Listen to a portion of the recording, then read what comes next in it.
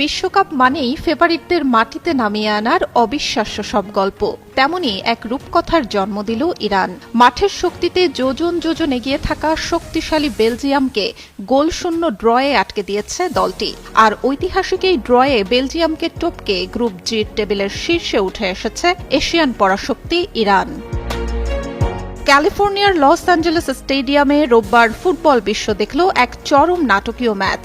প্রথমার্ধে ছিল ইরানের গোল বাতিলের হতাশা, আর দ্বিতীয়ার্ধে বেলজিয়ামের লাল কার্ডের ধাক্কা। সব মিলিয়ে পুরো ৯০ মিনিট ছিল টান টান উত্তেজনা।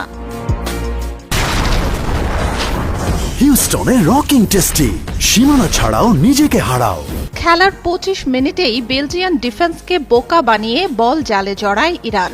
উদযাপনে মেতে ওঠেন ইরানি ফরওয়ার্ড মেহেদি তারিমি, কিন্তু বিধি বাম।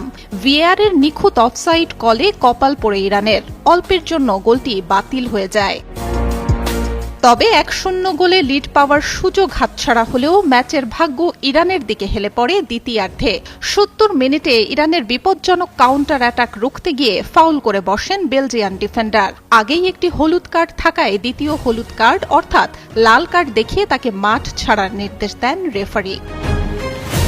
১০ জনের বেলজিয়ামকে পেয়ে শেষ ২০ মিনিটে আক্রমণের ধার বাড়ায় ইরান। তবে বেলজিয়ামের গোলরক্ষক থিকো কোর্তোয়া দেয়াল